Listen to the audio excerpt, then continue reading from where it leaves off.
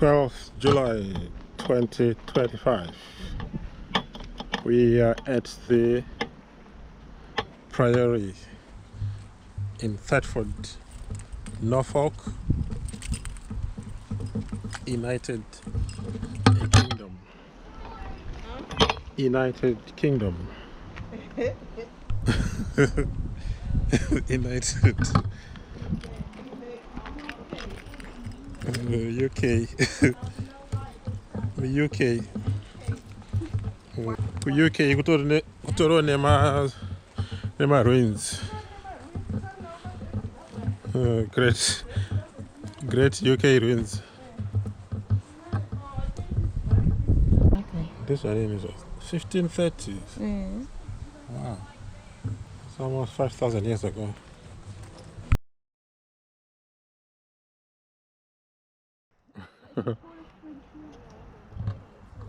As a giraffe.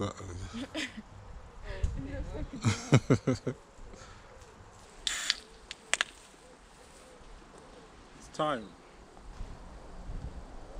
It is time. Time for a drink? Of course.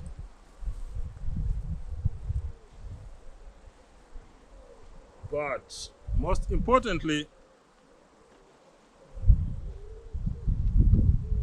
time for the launch.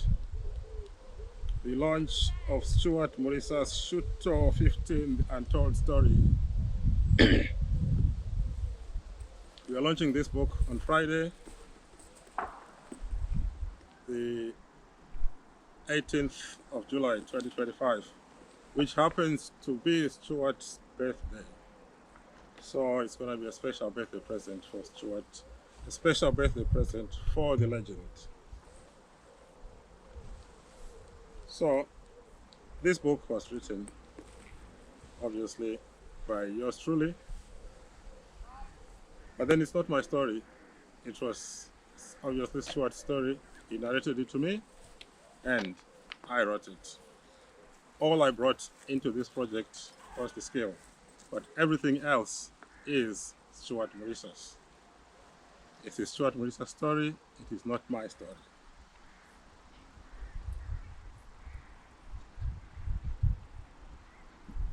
You should make sure you grab a copy. If you don't grab a copy, you would have missed out a great deal.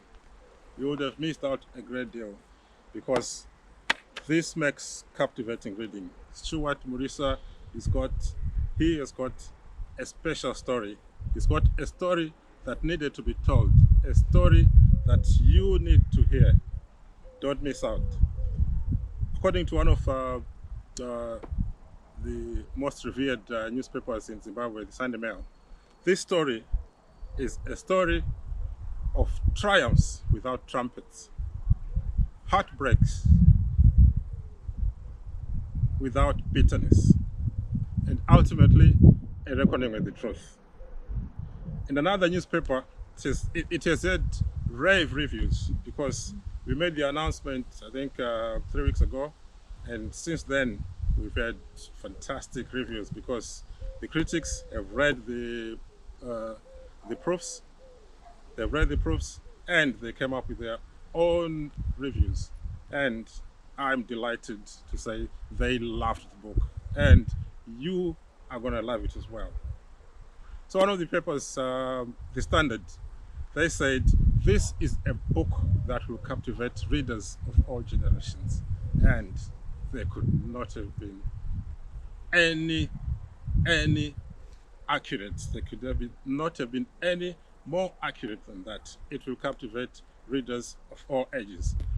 Don't miss out on this read. It's a fantastic read. I'm going to give you a glimpse of what's in there.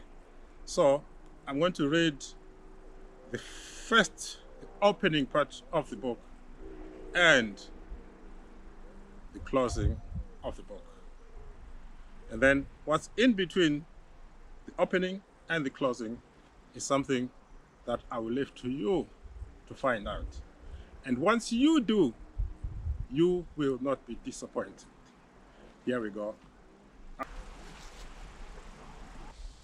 Chapter 1. Chapter 1 is about Stuart Murisa's early life, and it's aptly titled Early Life. He says nothing is more important than family. First things first, I am Stewart Murisa. In my Shona custom, the eldest son is the de facto household guardian. I am the firstborn, and I had 6 siblings who looked up to me as their guardian.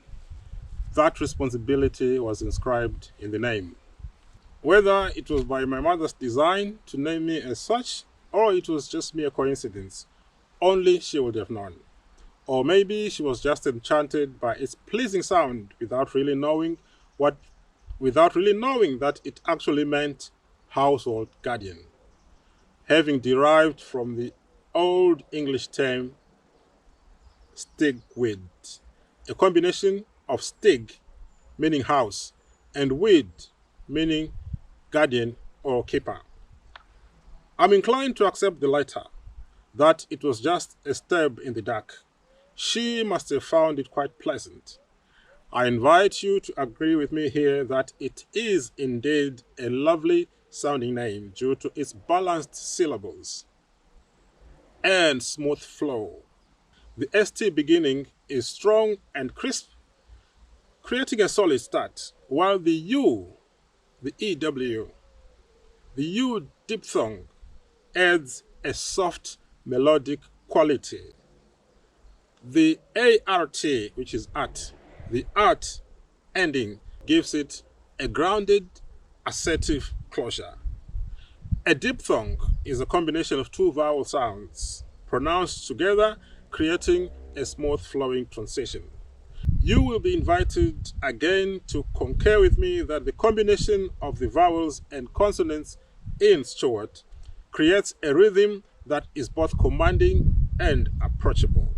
Its pronunciation rolls off the tongue naturally, making it easy to say and remember, while also carrying a sense of sophistication.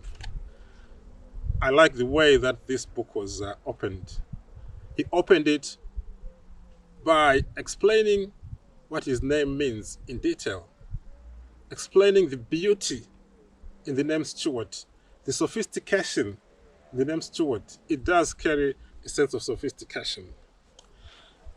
However, a streetwise neighbor in St. Mary's Chitungwiza, who ironically had a name is out of place in the ghetto as a fish out of water, Christopher Alverino Salary, decided to complicate my beautiful name by slang twisting it to his liking. Then, a few years later, good old Charles Java struggled to pronounce it and further transmuted it, consolidating it as Shuto. It is a nickname that football fans across Zimbabwe and beyond have called me with appreciated affection ever since. Chitungwiza is indeed my hometown. It is a bustling satellite town 20 kilometers southeast of Harare. I was born there on the 18th of July 1972 and raised there. To be specific, I was born at St. Mary's Clinic and spent my entire childhood in the suburb of my birth at my grandmother's house, number 1432 Katanga Road. St. Mary's is a section of Chitungwiza town which lies to the north on the approach from Harare. It is the oldest high-density suburb of Chitungwiza. I was born and raised in the ghetto, if I may call it that. Such areas of low and middle-income earners were common in Zimbabwe and were inhabited by the most numbers of urban dwellers due to the high-density nature of the settlements. Every ghetto has the senior streetwise and carefree guy whose actions and utterances usually form the axis upon which the street lingo and cred revolves. Alverino Salary was our guy in St. Mary's. It was indeed his official name, but we called him Kiri Madara. I was relaxing with my 2 best friends, Emmanuel Gera and Richard, by the gate to our house. Those familiar with the ghetto would easily relate to this pastime. If we did not relax by the gate, the other preferred location would have been the street corner, especially if it had a bridge. Also, those acquainted with the ghetto would discern the bridge in question. It had steel bars on either side of the road over storm drains. We sat on the steel bars, chit-chatting and ogling at the girls, as was the wont of most youths in the ghetto. Kirimadara approached in his usual high spirits. He put a slang twist to everything he said. Today, he had the bright idea of slang twisting our names. Greeting us with the usual buoyancy, he called Emmanuel Manucho and greeted Richard as Richo and me as Stuto. We burst out laughing, overwhelmed by Kirimadara's delectable humor. However, the names stuck to us right there by the gate. Emmanuel was forever called Manucho, as did Richard, who was known as Richo since then.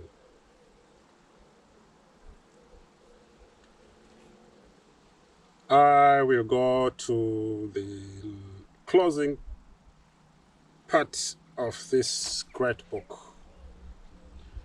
Everything in between, like I said, I will leave that to you to read. I don't want to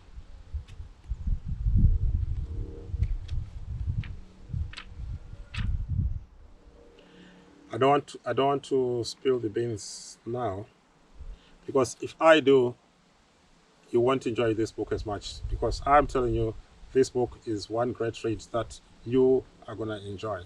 And you will be glad you bought this book. You will be glad you read this book.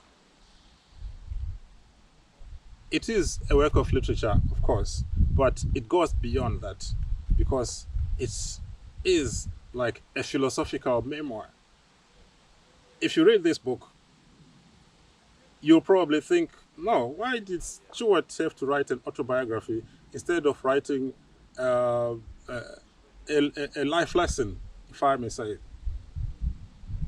This is a good manual. It's a proper manual of how to live a life. And this will appeal especially to footballers, upcoming footballers.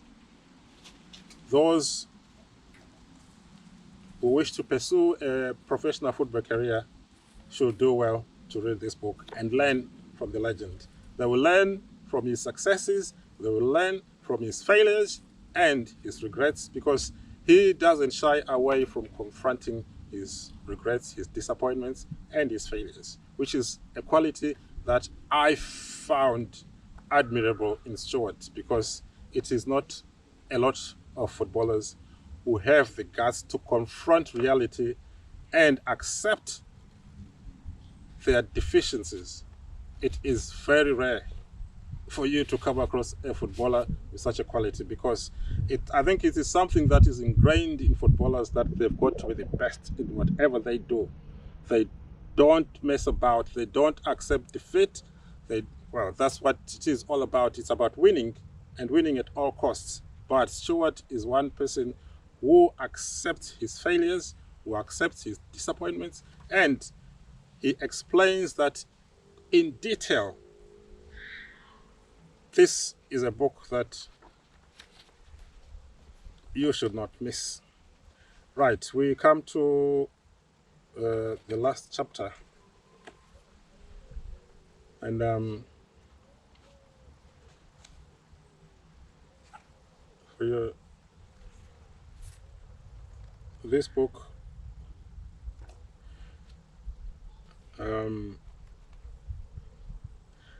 well, I'm glad to say I was the one who designed the book as well, but all the material was provided.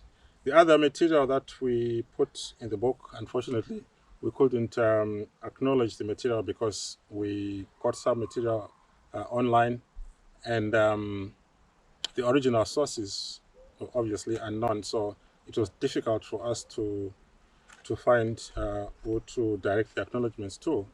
But all the same, We got pictures.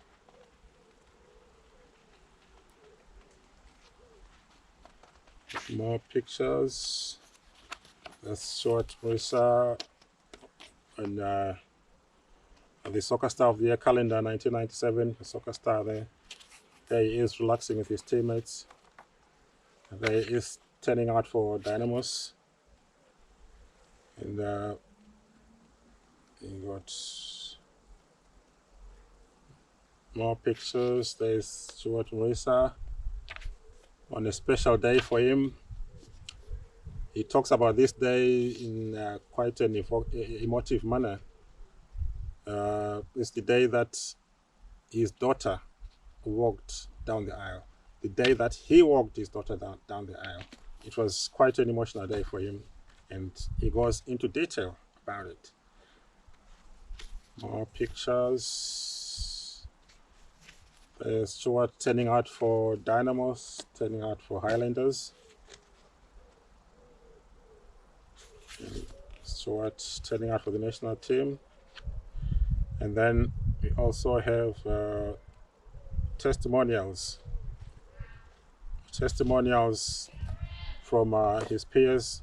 The updated. This was a proof copy. That's why he says not for resale. But then on the launch, we do have the updated copies. And the updated copies, they all got pictures of his peers. Now, the final read. The book is comprised of 27 chapters, and the final few paragraphs read as this. I think before I finish, I deserve a drink.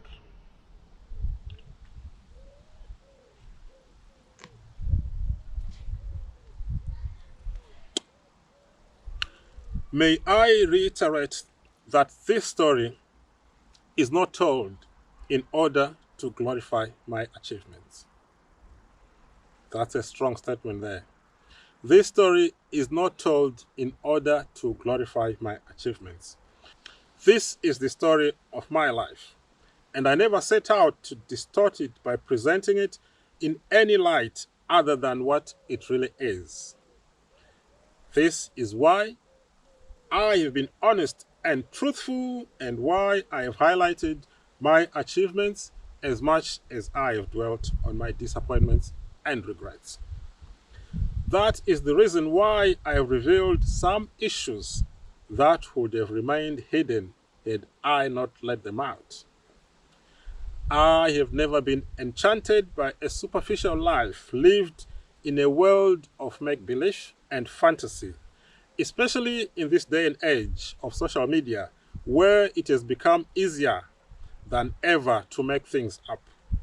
I keep it real. I need you to listen to this.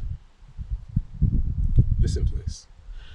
There is nothing to be gained from convincing people that you are what you are not. You can cheat everyone else, but you can never cheat your own conscience. Hence, I embrace my achievements in much the same light as my failures and disappointments.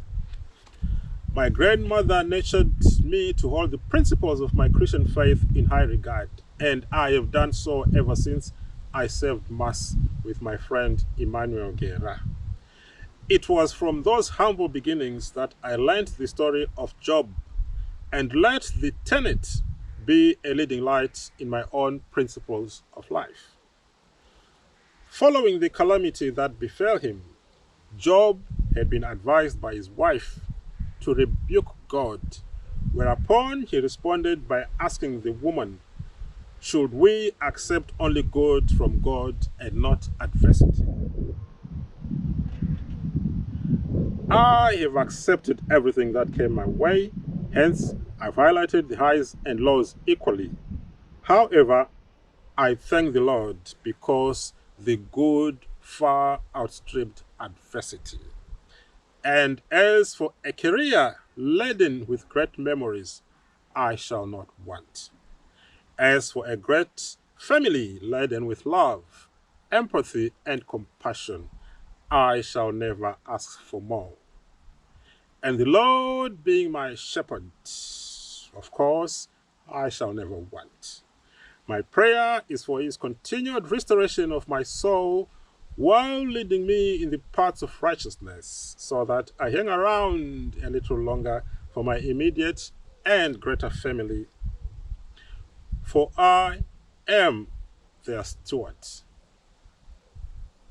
the household guardian, much as the family's shepherd. It is not by coincidence.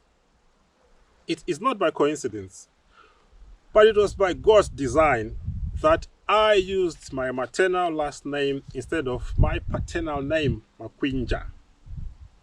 If that had happened, I would have made my name as Stewart Makwinja instead.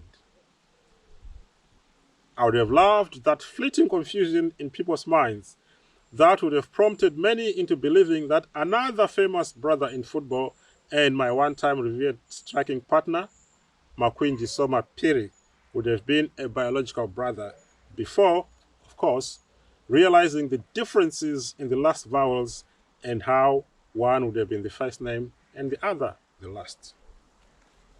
But all the same, God's design in my use of my maternal name could only have been for my first and last names to complement each other in perfect harmony.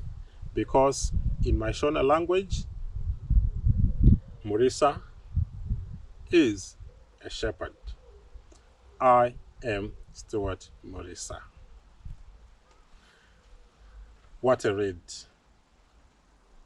What a pleasant read.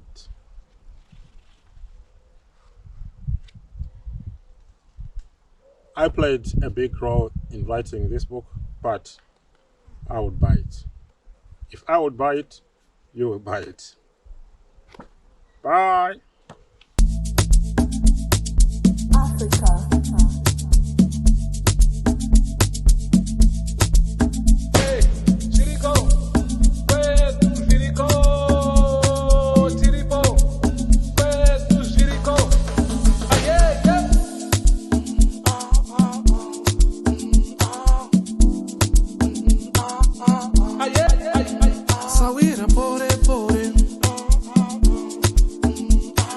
Nyore, makata pore